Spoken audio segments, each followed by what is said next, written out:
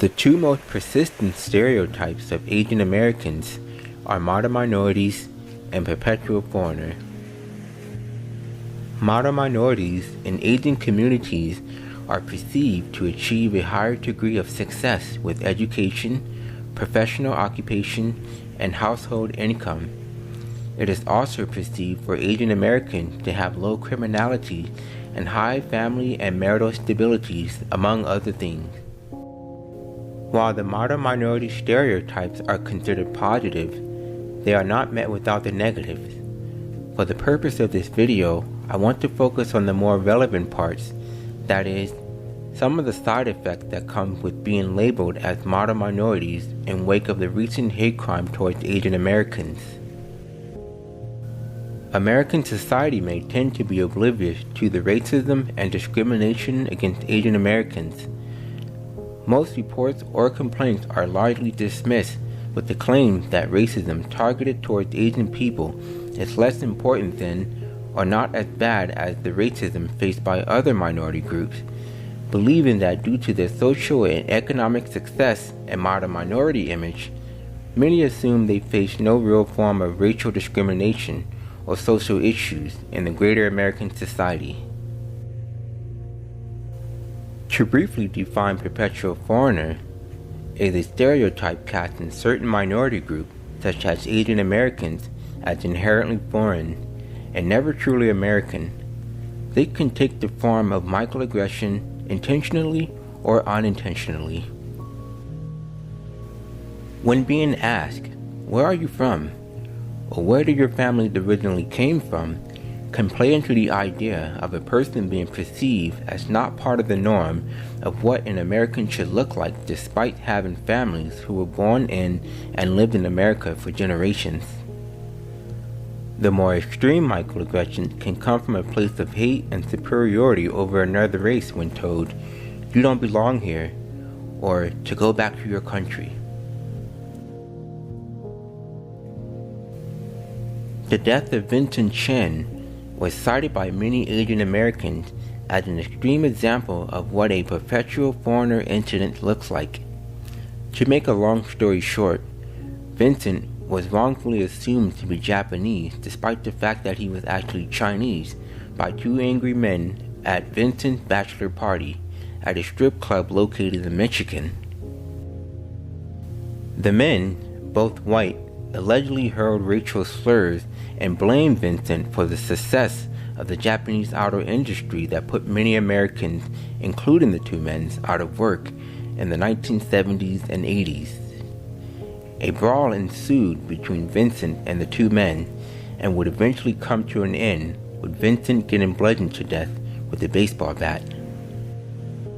Vincent was taken to the hospital after the brutal beating, leaving him brain dead and in a coma for 4 days before succumbing to his injuries on June 23, 1982. The killer and his accomplice, both guilty of manslaughter, each received a $3,000 fine and had to pay $780 in court costs, with a very light sentence of 3 years in probation, getting no prison time, which ultimately sparked an outrage in the Asian American communities, especially among the Chinese, leading to a push for Asian American rights.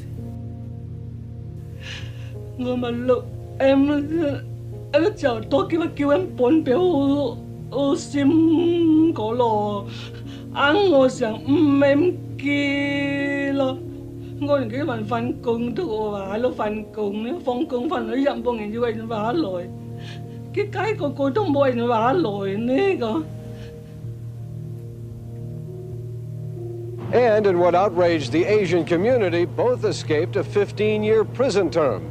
Instead, they were placed on 3 years probation and given a $3,000 fine because neither had a previous criminal record and both had what the judge called stable working backgrounds.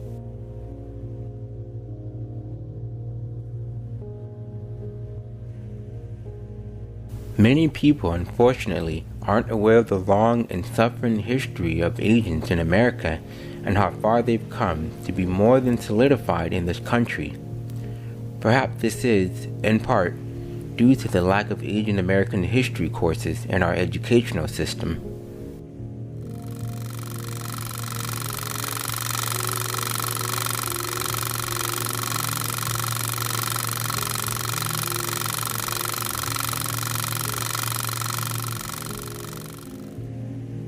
The first Chinese immigrants began arriving in the United States in the 1850s.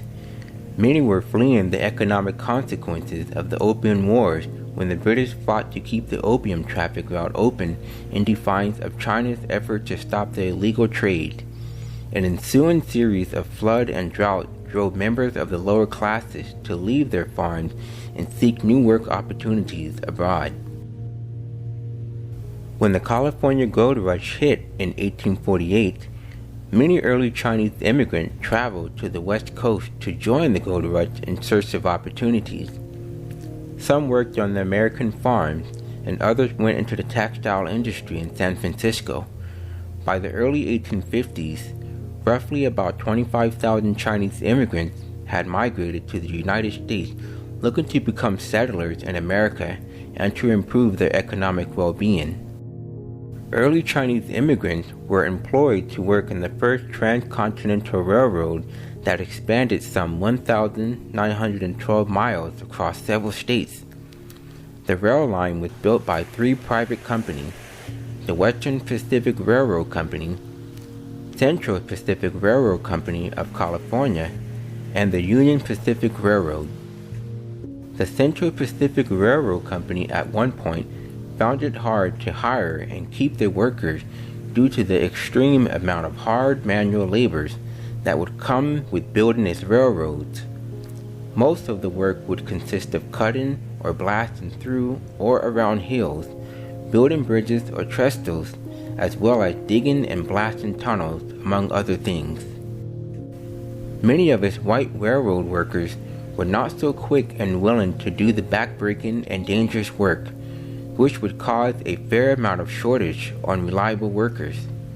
So on a trial basis, the Central Pacific Railroad Company decided to take their chances and hire some 50 Chinese workers who had no prior experience in railroad work. The first few days of this trial was met with noticeable positive results, as the Chinese laborers were more than willing to take on the job.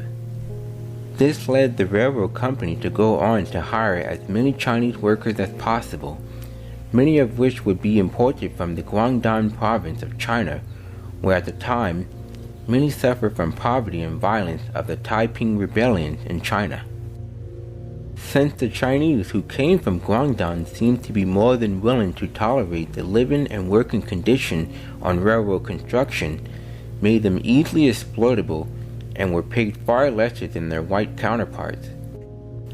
By 1865, the workers would make up of about 3,000 Chinese and about 1,700 white laborers. Chinese labor were also in demand in mining for their willingness to work for degrading low pay. The Chinese were seen as a racial threat in white America in those days and viewed as poor, uneducated, and considered as filthy and disease-ridden. Chinese women were scapegoated and singled out as a whole as being promiscuous and spreading sexually transmitted disease. This in part brought about the Page Act of 1875, among other things, initially prohibiting Chinese women from entering the United States. Chester A. Arthur, the 21st President of the United States, who served his 4-year term from 1881 to 1885, signed a United States federal law excluding all immigration of Chinese laborers from entering the United States, called the Chinese Exclusion Act, on May 6, 1882. This law was initially intended to last for 10 years. After the following 10 years, the Gary Act was created, named after California Representative Thomas J. Gary, who written the United States law and passed by Congress on May 5, 1892, expanding upon the Chinese Exclusion Act by strengthening and adding more laws stacking against the Chinese. In short, this law required all remaining Chinese residents of the United States to carry a resident permit at all times. If a Chinese person was caught without their permit, they were met with harsh punishment by deportation or a year of forced hard labor. Chinese were not allowed to bear witness in court, as was shown in the Pill murder case in the 1850s. George W. Hall was a white man who was initially being convicted and sentenced to death in the killing of a Chinese miner named Ling Sing. 3 Chinese witnesses had testified to the killing. However, George argued that the testimony of the Chinese witnesses should not be allowed and cited Section 394 of the Act concerning civil cases, which prevented the testimony of blacks, mulattoes, and Indians against whites, and should also extend the ban to the Chinese.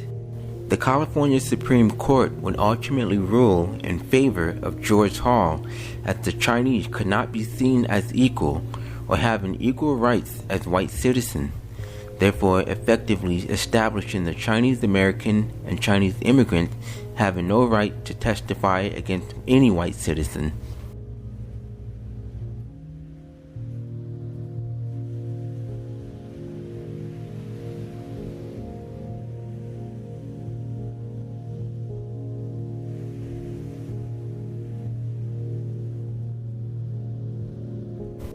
The driving out period came shortly after the Chinese Exclusion Act, where anti-Chinese Americans forced Chinese communities to flee their homes and shop to other areas. This driving out period led to mass violence and all-out killings of Chinese immigrants in 2 separate events: the Rock Spring Chinese Massacre of 1885 and the Hell's Canyon Massacre of 1887, both named by their location respectively. The Rock Spring Chinese Massacre of 1885 ensued when white miners were jealous of the Chinese for their employment, leading to bullying, robbing, shooting, and stabbing. Many Chinese were burned alive, starved to death in hidden refuge, or exposed to wild animals in the Rocky Mountain. After the killing settled, federal troops were sent by the government that intervened a little too late to protect the Chinese. Compensation for destroyed properties were paid out, but no one were arrested or held accountable for the massacre. Some Chinese were miraculously saved by a passing train, but tragically it ended with 28 lives taken that day. The Hell's Canyon Massacre of 1887 occurred when 34 Chinese miners were ambushed and murdered at the mining site by a gang of 7 armed horse thieves, possibly motivated by greed and or racism. Much of the details remain unclear due to the racial biases toward Chinese immigrants of that time. As a result of the racial prejudice against the Chinese, anti-sentiment towards Asian people set the tone for the Japanese migrating to the U.S. during the late 19th centuries.